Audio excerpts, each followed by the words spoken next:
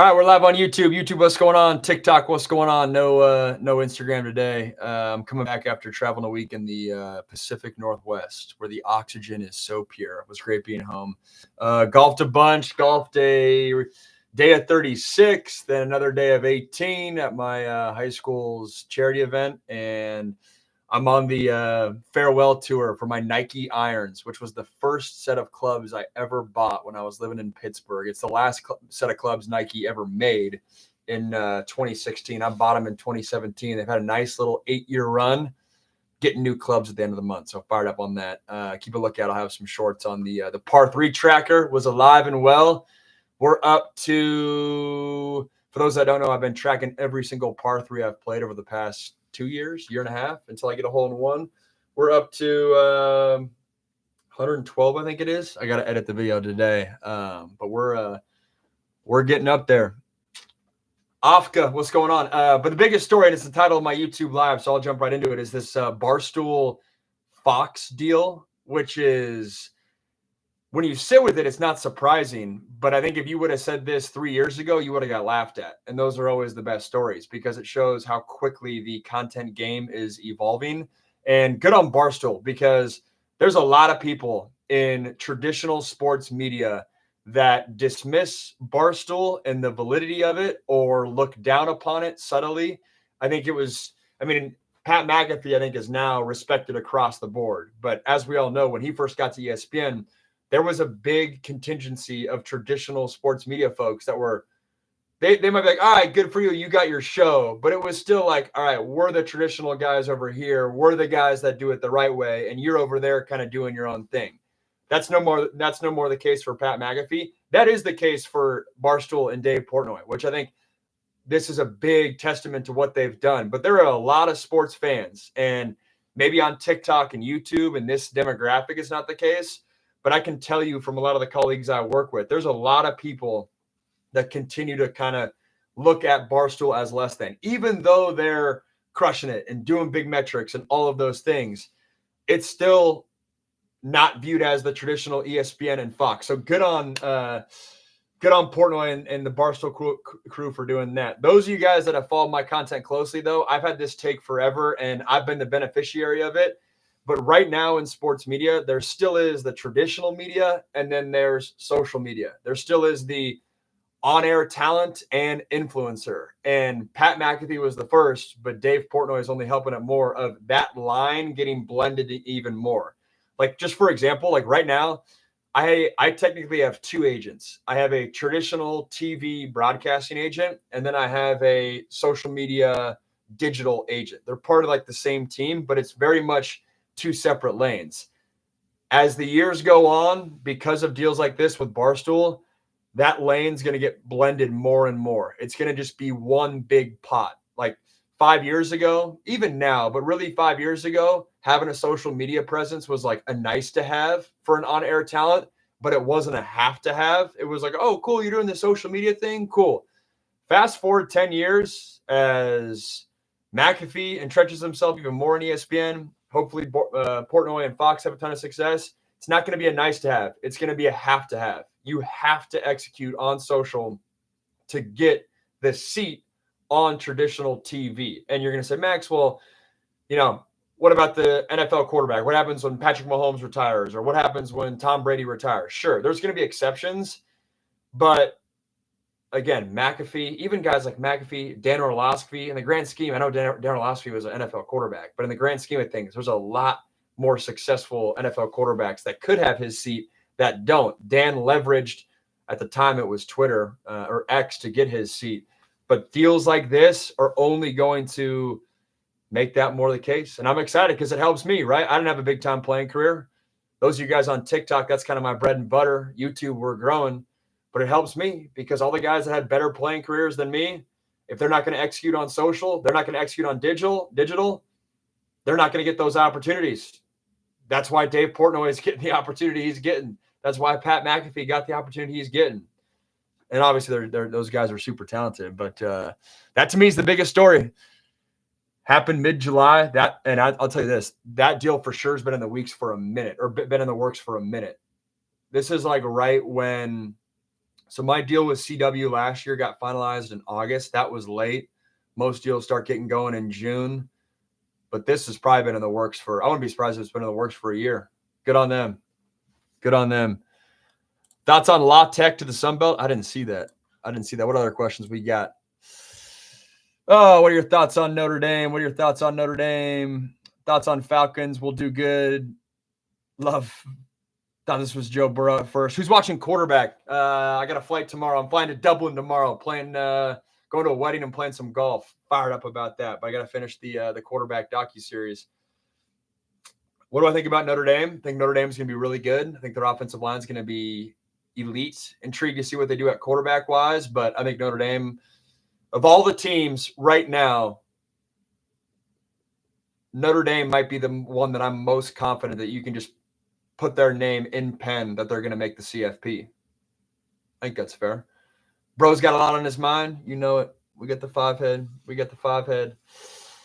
Falcons, the true OGs know that I'm bought into Michael Penix. I think he's going to have a big year. We forget about him. We skip over him. We think about Bo Nix and J.J. McCarthy more than we think about Michael Penix, obviously because they've played and Penix hasn't, at least for the most part. But I think the Falcons will sneak up on some people.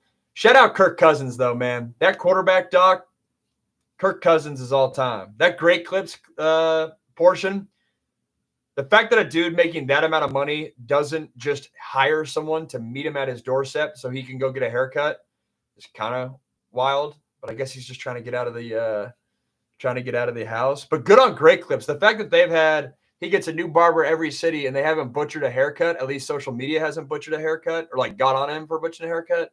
Good on Kirk. Penix will put Falcons on the map. Back to the prime Matty Ice days. Travis, good to see you, man. I think you sent me a DM, so we're on both platforms. But yeah, I think Penix is a stud. I think Penix would have gone 1 overall if he was in this draft class. What are your thoughts on all the unsigned NFL rookies? Do you think the trend will continue? So I was listening to the Adam Schefter podcast and got the most context there. So my understanding is that there's 2 second-round draft picks that have got their contracts fully guaranteed, which is new when it comes to NFL second-round contract or cutting edge, or whatever word you want to use. And so as a result, all the other second-round draft picks are like, well, shit, I want that contract. If Joe Schmo's going to get it and I'm drafted right next to him, I should also get that contract fully guaranteed. And it's not only the player, but it's the agent as well. You don't want to be the agent of the guy. Let's say, hey, pick 33 gets his contract fully guaranteed. You do not want to be the agent for pick 34 and that contract does not become fully guaranteed because that's bad business for the agent. And so everyone's incentivized to hang on. I think ultimately this will get done. I feel like the NFL, these things do. When push comes to shove, they ultimately get done, especially as a second-round draft pick because second-round pick, you should start. Not a guarantee you'll start. You need to get acclimated to the NFL. I think ultimately it'll get done. The one that is interesting is Quinshon Judkins. Where was he drafted? Because he just got arrested, and his contract could be the line in the sand. Where was he drafted? I know Browns, but where specifically? Where was he at? Sorry, my YouTube is not. 36 overall pick. So Quinshon Judkins is going to throw a wrench in this. He was arrested, but top end of the first round or top end of the second round, his contract's not going to get fully guaranteed. But if I'm pick 37 and I look at it and say I shouldn't get punished for Judkins doing some crazy shit, I shouldn't get punished. I should get that contract fully guaranteed. The Judkins contract is the one that's super, super noteworthy. Quasar, thanks for the gifts and the badges.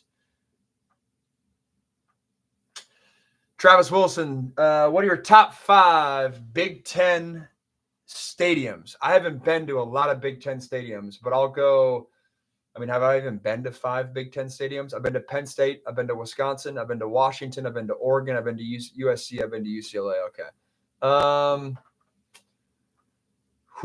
And I've been to the Big House as a recruit. As a pick guy, I can't go Penn State 1. I'll go Michigan 1. Ohio State's always like gray there. I'll go Michigan 1. I'll go, dude, you go Washington at night with it rock. Okay, Michigan 1, Penn State 2. The Northwest kid in me speaking right now, but the greatest setting in college football. You get at night under the lights with that fan base rocking. I'll go Huskies 3. I'll go Oregon 4. I'll go Camp Randall 5. That's mine. With a little bit of a West Coast bias there, but that's mine. Thoughts on Sam Darnold? Do you think he can be as good as he was last year? Yes, I do think he can be. I think he's going to fall. I think his stats are going to be down this year, though. But stats don't tell the whole picture. Let me show you guys. I was reading something yesterday. I'm working on a video, long-form video on YouTube of the biggest question for every NFL head coach heading into the season. And for the Seahawks, what's really interesting is, so they got K9 at running back. They got Sam, who obviously they want to, and they have a defensive-minded head coach. You would think on paper they want to be a run first and let's play defense kind of team. Sam's coming from a high-flying offense, though. Those two identities work in contrast to one another. What's also intriguing is last year the Seahawks ran 12 personnel, or having 2 backs in the backfield, at like the 25th highest clip in the NFL. So bottom of the NFL in terms of 2-back formations. Seahawks just hired Clint Kubiak, who he used 2-back formations at the 4th and 5th highest rate each of the last 2 years. That's a big delta. So my biggest question is, what's the offensive identity going to be for the Seahawks? My gut says it's much, much, much more run first, play action, rather than leaning on Geno Smith last year. I know it's Sam Darnold this year to throw the rock. And so with that being your identity, I think Sam's stats will be way down. So the average football fan will be like, he's struggling. He's not putting up big numbers. What's happening? But it'll be a testament to, can he be efficient with that? Can he protect the football? And can he not make that catastrophic mistake? That will be the definition of whether or not Sam will have a good year. But I think he will. I think it's a good system to be in. Only game I've been at was in the Big House was Appalachian State. Travis, you a Michigan guy? Hey, Brock Purdy was fire, by the way. Appreciate you. Just a few of you on YouTube, go check out the video I posted this morning. For those of you on TikTok, if you like my short form content, long form, you'll like it as well. But I did a whole deep dive into Brock Purdy, the climb that he's had, but then like, how did we miss on him? And how do we not miss on him in the future? So go check that out. Just type in Max Brown, Brock Purdy. The video should come up. I titled it, "He Once Was Irrelevant. Now He's Making $50 million a year." Go check it out. I post YouTube long forms every single Thursday. And hopefully in season, it'll be twice a week as well. But they're deep dives. They're well done. A lot of resources, time, and energy put into them. I promise you, if you're a football hardo and you click into one of those videos, you'll like it. You'll like it. What else we got? James, never been called tough before, but I appreciate that. Average football fans, a.k.a. guys that don't know ball. You know it. I've been thinking about, I want to make like a hat or a shirt. Don't steal it. Or if you do steal this idea, send me one. Of like, either watch the All 22 or you can't talk ball if you don't watch All 22 or something like that. Because it is wild. Like in basketball, you can watch the TV copy and I can give you a take, or someone who knows basketball better than I do can give you a fully fleshed out take on what's going on with that game. You cannot give a fully fleshed out football take without watching the All 22, period. And I know there's a lot of talking heads that don't watch the All 22. I get it. It's hard. It's time consuming. You don't necessarily know what you're always looking at. But those guys that don't watch the All 22 of a game and give you a fully fledged take, or act like they're giving you a fully fleshed out take, It's not all the way there. It might get you 90% of the way there. It might get you 93% of the way there, but you're still missing out on that extra 7%. That's why I love. I mean, I saw something the other day of like Dan Orlovsky spends his mornings watching 4 hours of just games. He's not watching TV copies. He's ripping through the all 22. If a quarterback goes 9 for 18, it's not just that he's an inaccurate quarterback. The play calling could suck. The receiver could have ran the wrong route. The guard could have got beat. There could have been a miscommunication with how the offensive line identified the blitz. I don't expect it's, and then that opens up a whole nother conversation if it's hard to get your hands on all 22. That's why I got college. I'm trying to get NFL this year for you guys because it'll make for better content. Trish Lou, I get it all the time. Get it all the time.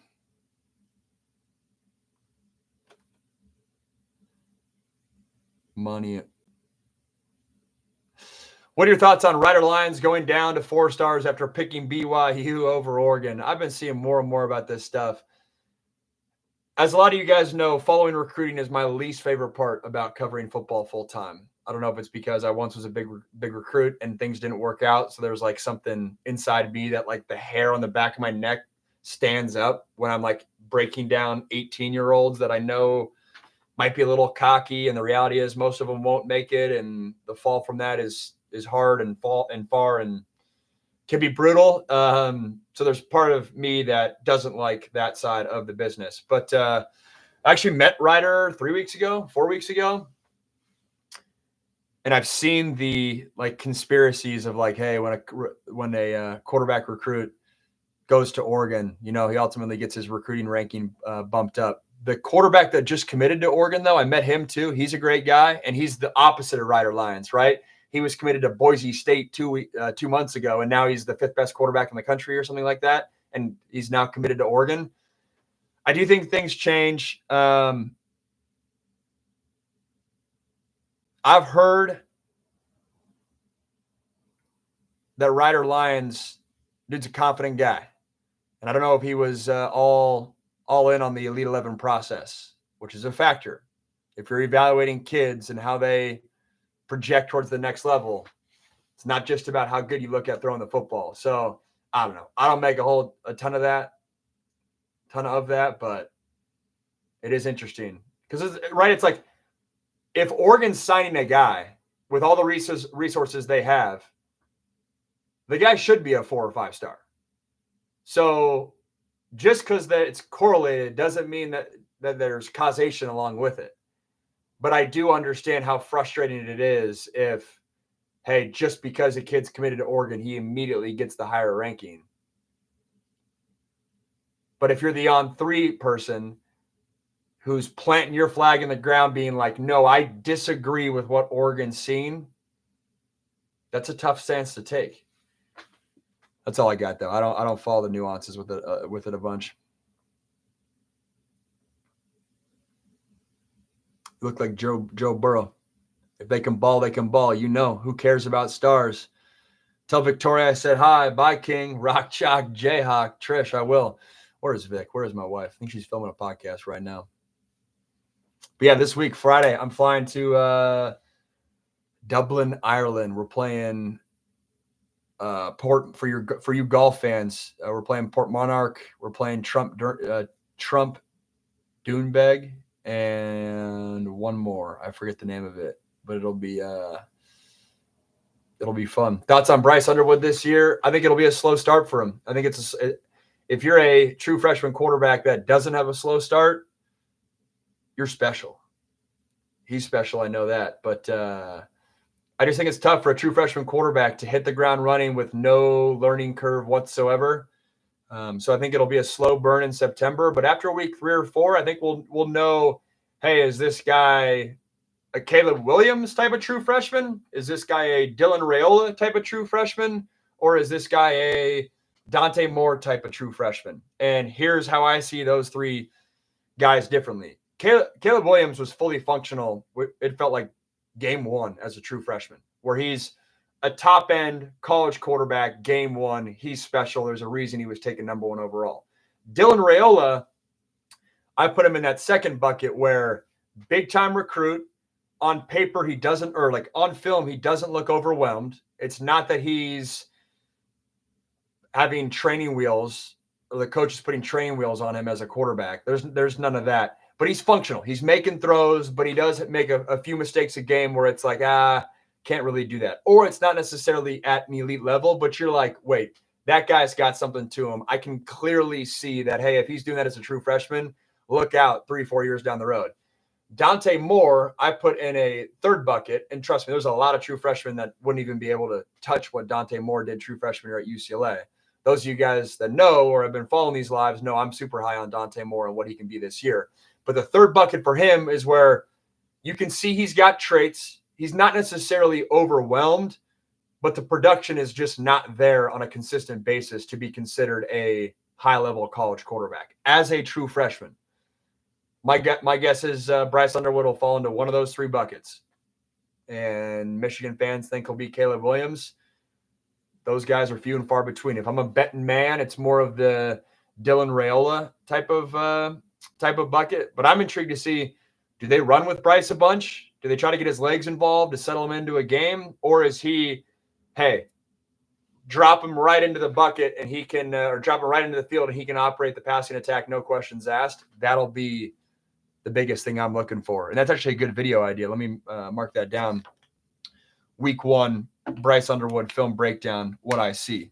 Because it'll probably be easy, but you'll, again, that all 22. You can see a lot from that. That gives you the truth. Damon Williams, though, I was just up in Seattle. Husky fans are stoked about that, dude. You think Sayin is going to perform? I do. But will it be CJ Stroud level performance? Will it be more Kyle McCord level performance? What do you think about Darian Mensah? I have not really seen much of Darian Mensah, to be honest. I saw whose list was it of top 10 ACC quarterbacks, and they had him at 3.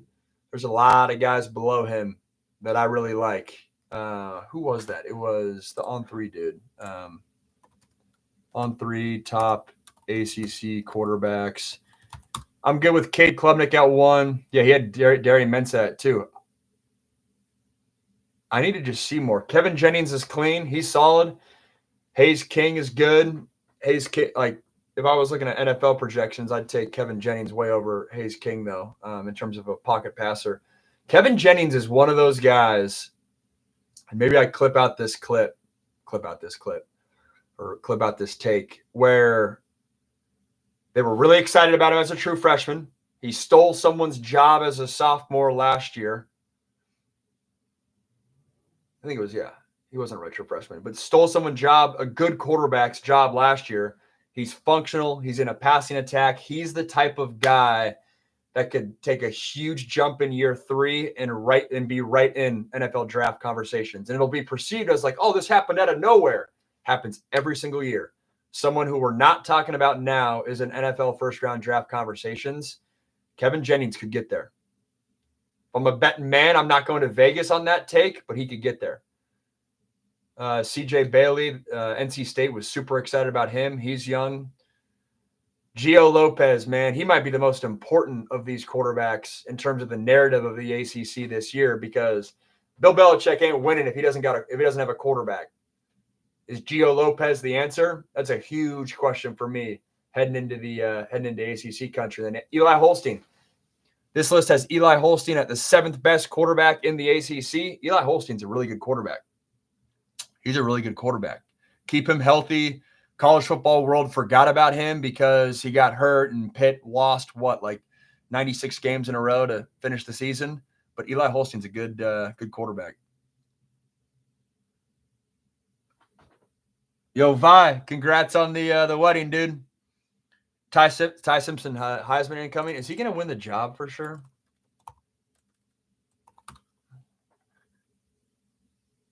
Yeah, that Bama job is going to be real interesting because what's the other dude competing with him? He spent a lot of time in the divorce system, a lot of investment to to not play. Nate, what are your projections for Nico Iamaleava?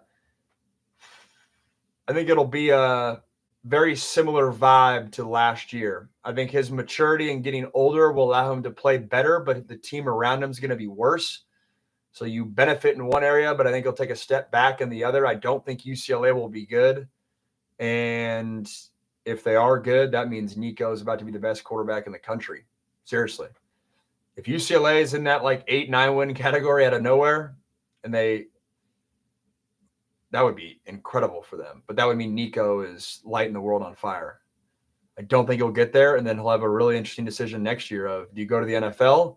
And then that's more of that like mid-round, take a chance on him type of quarterback, because I don't think you can be the first or second rounder if you're not having like, high-level production, at least not for Nico. Yeah, that'll be interesting to track.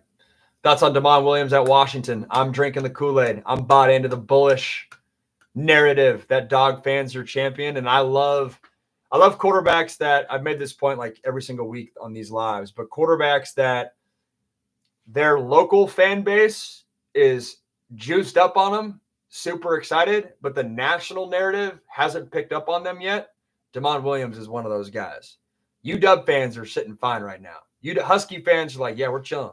We got our quarterback position taken care of. We're good to go. But SEC fans don't really know who Damon Williams is. That's a good delta to live in this year.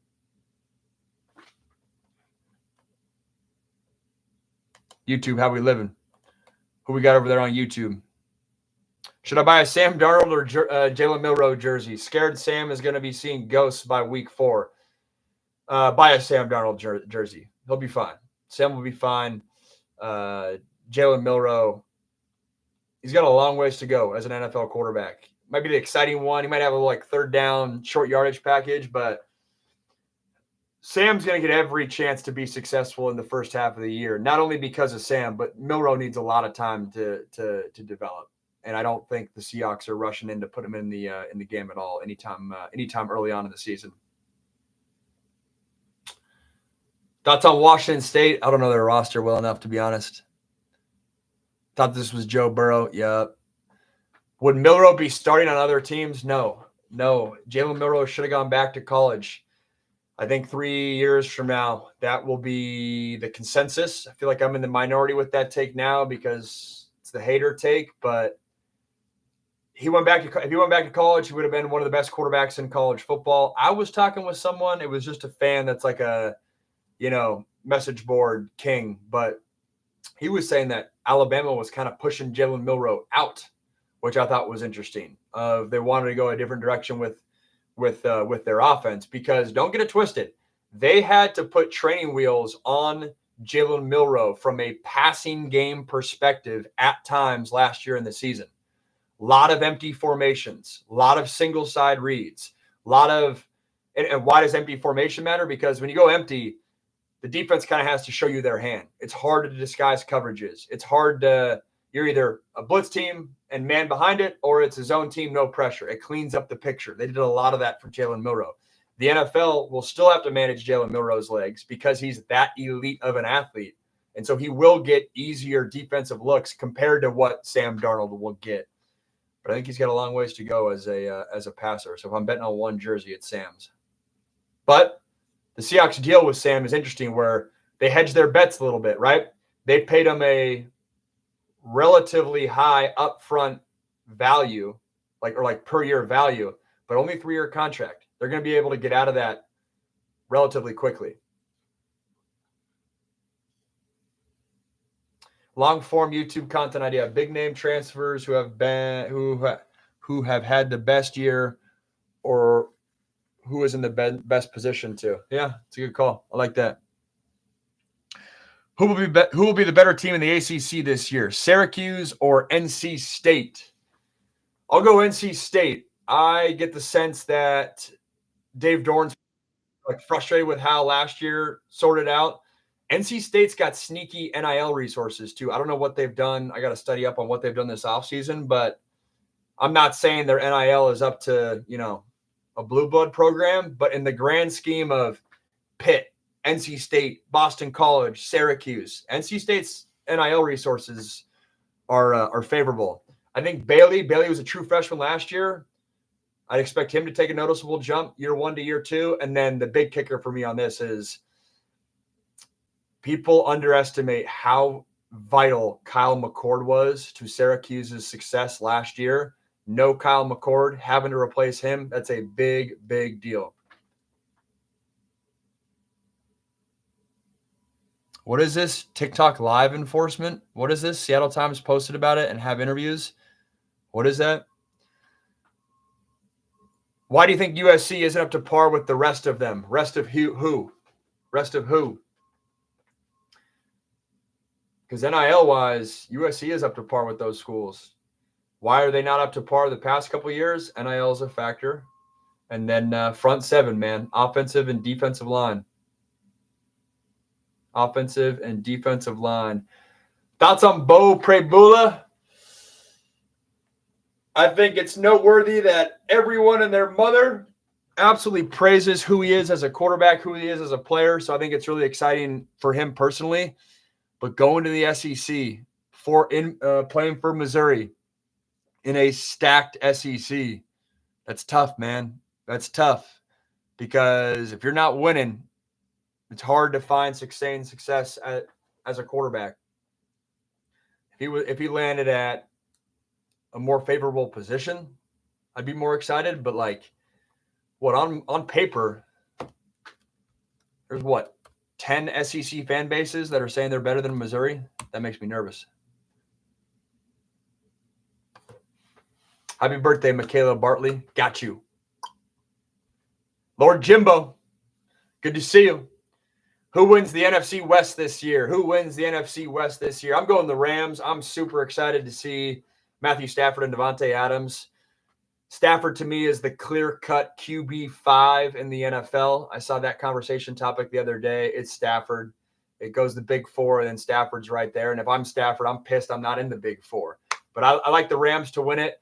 But a sneaky little value bet, Vegas odds that I like, Kyle Shanahan for Coach of the Year. Because right now, the Niners have the least or the lowest expectations they've had since 2019. To win Coach of the Year, you have to be on a team with low expectations. Kyle Shanahan can coach. Brock Purdy can play quarterback. Yes, I know they got some drama and some missing pieces, but I forget if I said this. I didn't say this. Kyle Shanahan is the 17th most likely head coach to win Coach of the Year. That's some good value right there. That's some good odds. I'd put a little $10 on that maybe. Who is the greatest Pitt player of all time? Aaron Donald. You think Arizona will ever be good? Now's the year for it to happen. What was the line? They spent 80% of their, I'm assuming you're talking about Arizona Cardinals. They spent 80% of their offseason budget or offseason investment on the defensive side of the football. That investment, coupled with Kyler Murray's coming to that point where it's kind of like now or never type of year, big year for Arizona. I don't think Arizona can get away with being a 5, 6, 7 win team again, whatever they were, without a change at quarterback, change at head coach, or a change at GM. How does one become a college fan without going to college? Pick your hometown school. Or the school closest to your hometown. Where do you live? Who was that? I like this question. Who was that, Kevin? Yeah. Emerson Simpson, U of A, but taking that info to the bank. U of A could be a struggle. On paper, it's ugly for U of A because you had all the pieces in place on paper last year, didn't do shit. Then you lost a lot of those pieces in the transfer portal that were supposed to be dudes in year 2. Your old head coach is positioned to have a really good year at Washington. This is a big year for what's his face? Blanking on the head coach's name, but big year for U of A. Are we on a collision course for a Penn State versus Clemson natty? No. I don't think it's that cut and dry. But if both those teams are in the Natty, their quarterbacks took a big step. Both those teams, both Cade Klubnik and Drew Aller, on paper might be, the top 2 quarterbacks in college football. Not for me, but they're at least, in that conversation. But for them to get there, I think they both need to take a step. Drew Aller has all the tools, but I want him to be surging back there, man, all the time, not missing throws, taking the check down when he's there. Everyone knows he's got a cannon, but if he's going to be that top dog, first-round pick, and Penn State's going to win a natty, he's got to be freaking locked in. And then Cade Klubnik, I want to see his legs be a secondary piece to his arm. I feel like oftentimes in money downs, his legs are a huge factor. I want his game to be more like, he can beat you from the pocket, and he's like that dude. And then, oh, by the way, crap, we forgot he can run like that. That to me is when Cade Klubnik's at his best. How do you think the Bengals will do? Dude, the AFC North is going to be an absolute bloodbath because I don't think the Bengals start the way they did last year. That was rough. But I think Pittsburgh's going to be solid. Bengals are obviously going to be legit. Browns, yeah, it could be rough for the Browns. That's the biggest question for me in the preseason. Who's the Browns starting quarterback going to be? But I think the Bengals will be good. I see them making the playoffs. Joe Burrow's that dude. They got both weapons. I know they got to still figure out the Trey Hendrickson situation. I feel like in the NFL, a lot of these things sort themselves out when push comes to shove. Maybe not the first week of training camp, but ultimately when it's all said and done. Because if they don't lock in that Trey Hendrickson deal, look out. Because I'd be hot if I'm Joe Burrow. And then if the Bengals sit in they don't get Trey Hendrickson and then they sit in an 8-8 situation or an 8-10 situation, miss the playoffs. We have not seen a star quarterback get dealt like that. I know Russell Wilson got dealt, and that was intriguing, but hindsight shows the Seahawks are right with that one. But you see this in the NBA of superstars demanding trades. If the Bengals do not lock in Trey Hendrickson and then have a middling year and miss the playoffs, what's stopping Joe Burrow from being sorry, I love the state of Ohio, but trade me. If you're not going to invest in making a Super Bowl run, trade me. Look out. Max, will USC be in Indy in December? If I'm a betting man, no. But I hope so. Lord Jimbo, trade him to the Browns. I mean, let's say that situation happens. Bengals don't lock in Trey Hendrickson, and they have a 8-10 year. Joe Burrow demands a trade. Which teams could be on the market?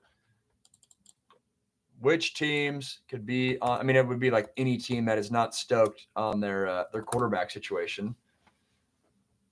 But let's go down the list. Bills, no. Dolphins, maybe. Tua, if the Dolphins sit in that same situation of middling and you're not convinced on Tua long term, maybe. New York Jets, yep. Ravens, no.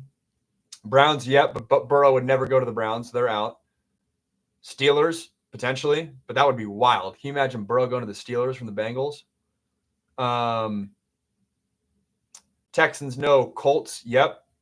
Jags, probably not, but maybe. There could be a little trade situation there. Go Lawrence to the Bengals, Burrow to the Jags. Titans, nope. Broncos, nope. Chiefs, nope. Raiders, most likely no. That would be crazy. But maybe that's a trade situation. Get Geno to the Bengals.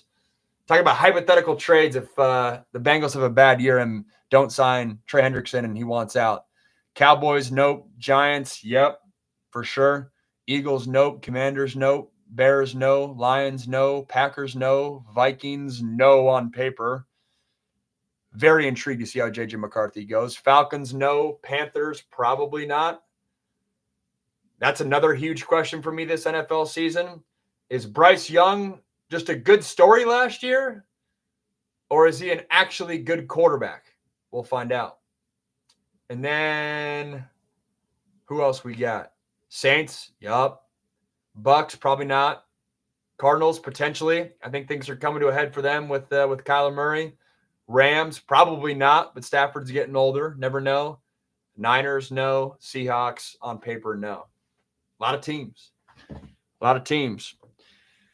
Where's my boy Tim Walls?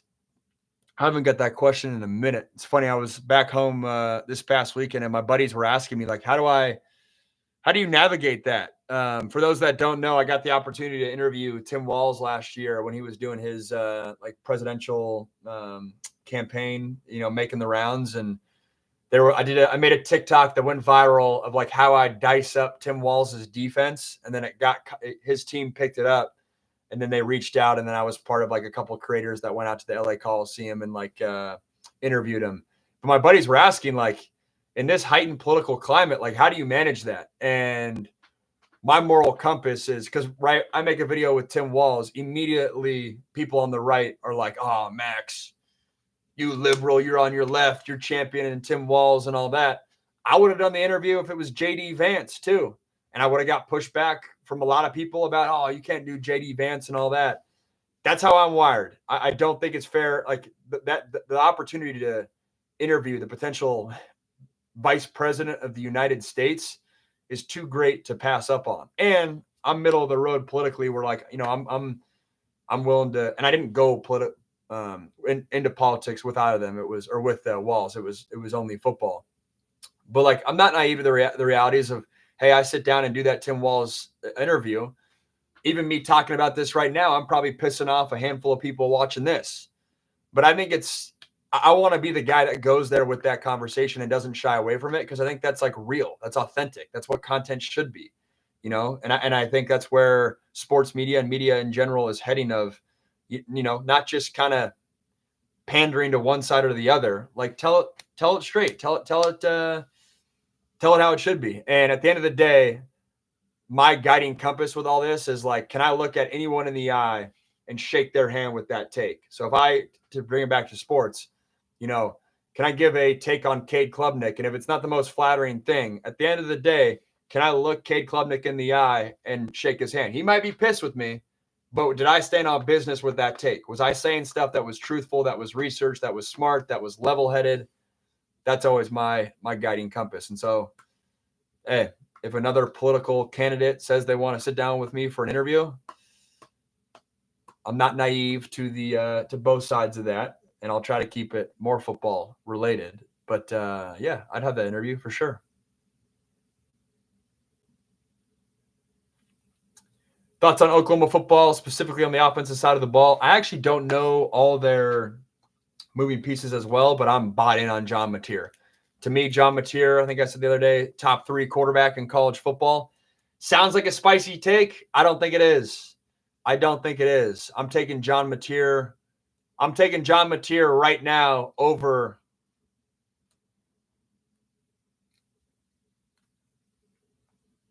DJ Lagway. That gives you a frame of reference for where I'm at with this thing.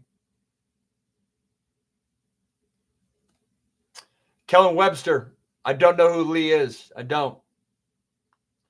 Condoleezza Rice as the commissioner of the NFL. Shoot, we need some outside entity to come in and be the commissioner of college football.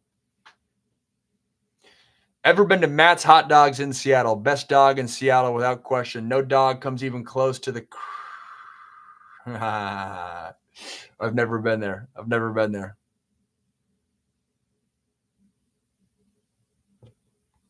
What else you got here? Boom.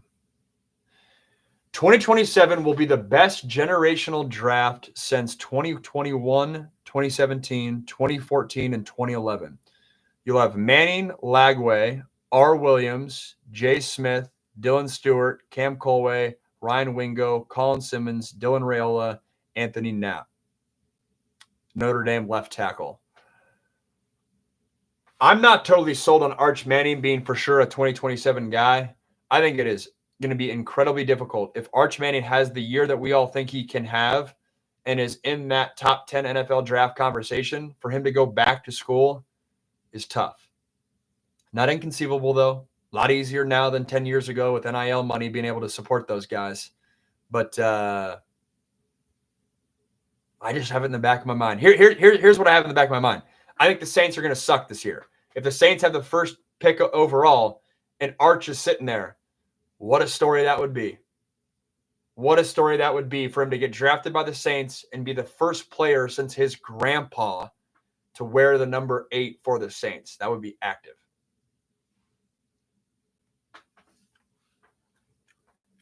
Gavin, do I know Steve Jervis? I do. I shook his hand 2 days ago. Played. He was in the grouping behind me in that golf tournament I played in. That's funny. Where's that come from? You know, Jervis the man. What else we got? Sorry, I shouldn't put gum in. Habit. My bad. YouTube. What do we got over there on YouTube? There's a chunk of you guys hanging out over there.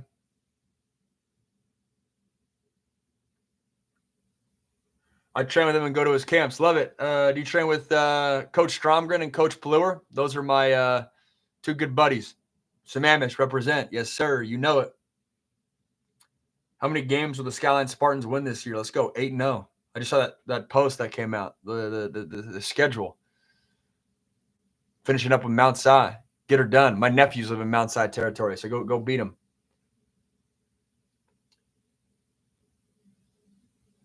It would be a story, but Saints were the Aints when Archie played for them. That's why they forced Eli to the Giants. But Eli never had a shot to go play for the Saints. So what you talking about? Do you think Patrick will have a huge year this year? Patrick Mahomes, that haircut was a great business decision by him. Looking sharp. But yeah, I mean the Chiefs for sure. When you were rated a 5-star commit, how did you decide? Sorry, when you rated a 5-star, how did you decide where to commit? Great question. Question of the day so far goes to the one. The one. Shout out the one. So I got my first offer the weekend after my freshman year of high school. Before I even started a high school game, Sark and the Washington Huskies offered me.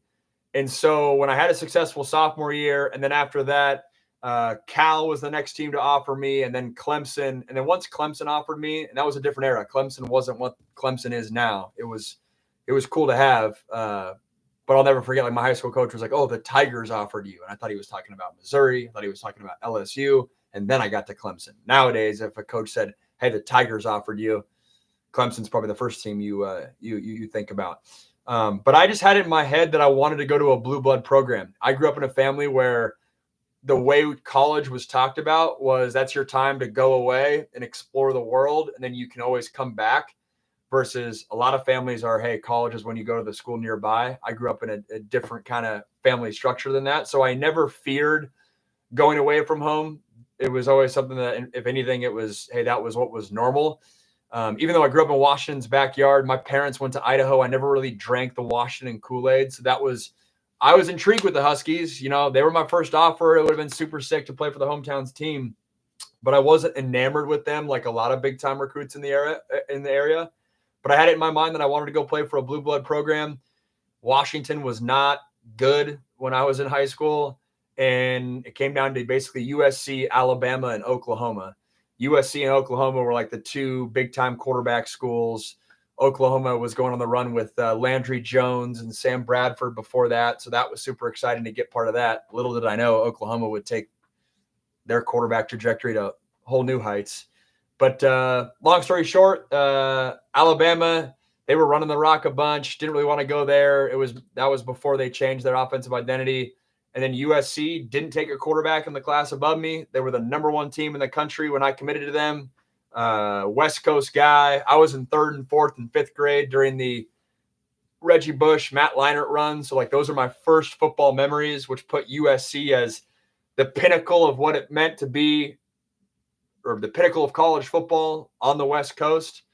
So all those factors, living in LA, getting the USC degree, signed on the dotted line to be a USC Trojan. Favorite memory from a night in South Oakland? I got to be honest, I didn't go out a ton when I was at Pitt because I was 5th-year guy, business trip, one last shot to make an NFL run. But going to Peter's Pub, that was a good time. Went there a few times. I think it got shut down now. But that was a good time. I think they would give out Jello shots there, which is wild. They weren't giving out Jello shots at the college bar at USC. Did you ever consider going to Cal and then transferring to Northern Illinois? No to Northern Illinois, but Cal, yes. Cal was my second offer. My grandpa actually went to Cal. I got recruited by Jeff Tedford. So the recruiting pitch with Tedford was still very much like the Aaron Rodgers, like what, that wasn't that far in the rear view mirror. But and Cal was cool, right? Like Berkeley was cool. That was one of my first like official visits. I had family that grew up in Northern California. So like I thought about it. I thought about like the idea of it was cool. Here's a better way to answer the question. I gave Cal more serious consideration than UCLA. I guess UCLA kind of offered me late though. But then I quickly moved on past Cal. Actually, what's interesting is the guy recruiting me at Cal was Tosh Lupoy, who's now the defensive coordinator at Oregon, who, funny enough, is now the brother-in-law of one of my best friends. And then Tosh also recruited me for a little bit when he got hired by Sark at Washington a couple years after, like my junior, senior year. And Tosh is a damn good recruiter. That's why he's a big reason why he's climbed the ranks the way he has. But thought about Cal for a sec, but never like really, that seriously. What is interesting though, Guy, your question, when I was transferring from USC and was thinking about where to go, Cal had just taken Davis Webb in the transfer portal as a grad transfer, and he had tons of success after Jared Goff. And I had some coaches that were then at Cal. Justin Wilcox, I believe, right? Justin Wilcox had just taken the Cal job.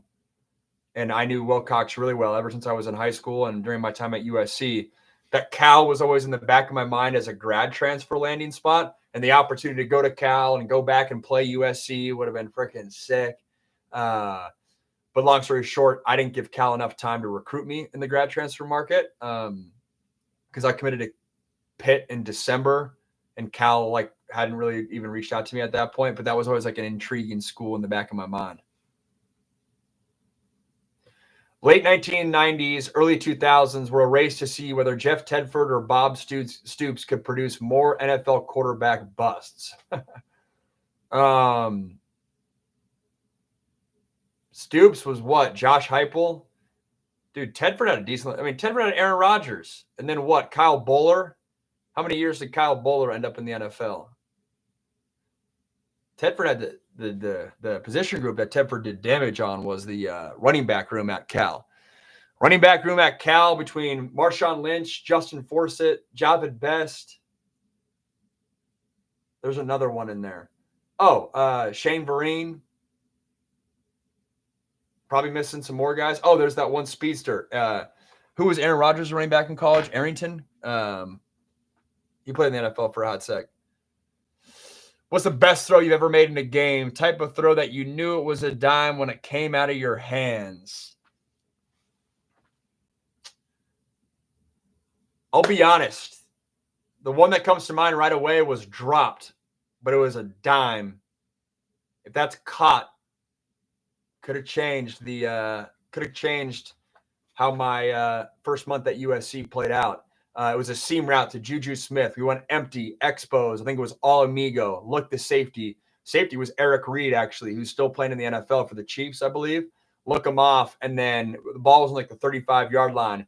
Threw like a level one shot right here, and Juju dropped it, unfortunately. I'm not trying to just dog on Juju. But we catch that. That might tie the game rather than playing come from behind. But I remember that was a dime. And I didn't play that many. I don't have that many real life reps in college to have that many stories to go back on. But that's one throw that sticks out. Easier or harder to get recruited today? Way harder. Way harder to get recruited today because with the transfer portal, less high school guys are getting opportunities. So the benefits of social media have helped recruiting. I think it's harder for guys to slip through the cracks. Like if you can play, you can play.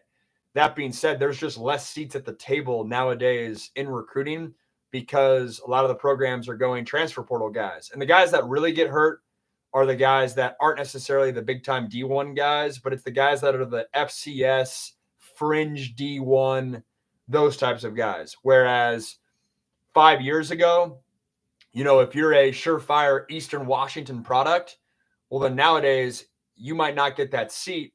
And then therefore you might not even play college football because your life goes down a different path because that Eastern Washington seat nowadays goes to the guy that was maybe the Nevada receiver 5 years ago.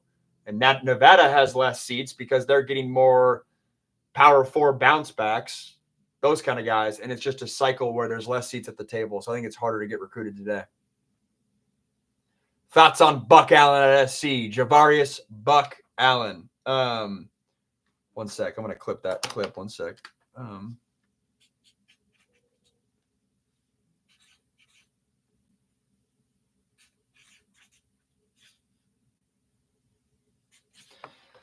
Buck was a beast, man. Buck deserves a ton of credit. He was buried on the depth chart when I first got to USC, and he was a stud. He ended up having a great USC career, but when I first got to USC, he was a complete afterthought. I remember he was our like 3rd or 4th string running back, taking like every rep in spring ball because we have no other running backs, and our team and our coaching staff was focused on some of the other running backs, and Silas Red, great dude, but like just other running backs, and you kind of forgot about Buck Allen. But he kept balling out in practice, got his opportunity, and had like a really good like 2-year career there at USC, maybe like 1-year career. But he's the homie, man. He's the homie.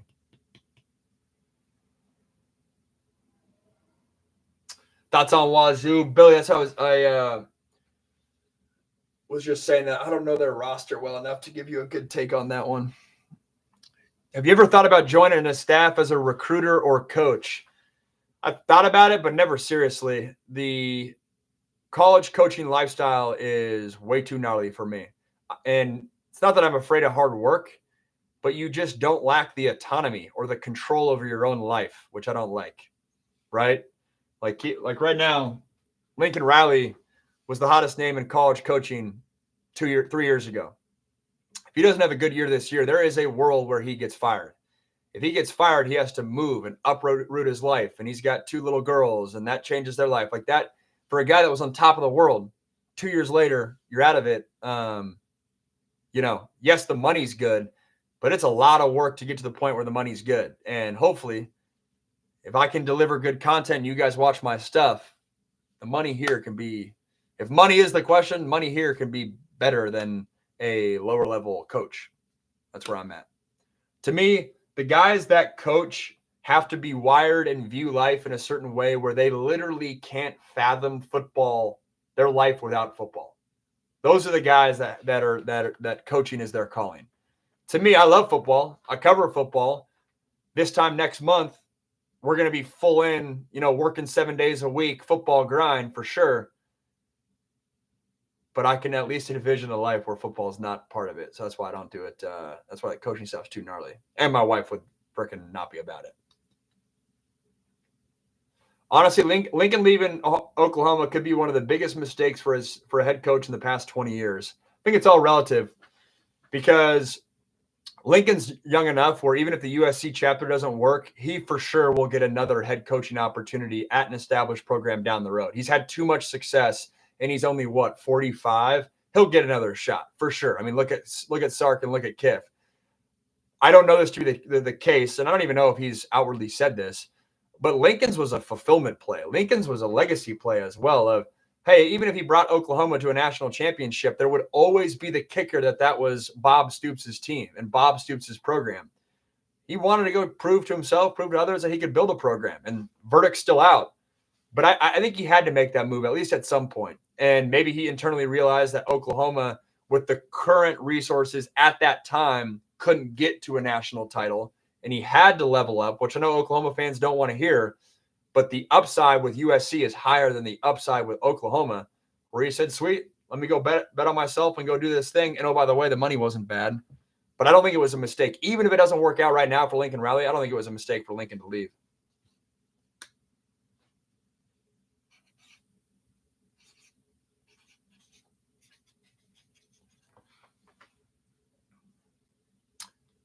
Did you ever visit a school just to get the free gear? Captain Spartan, did I ever visit a school just to get the free gear?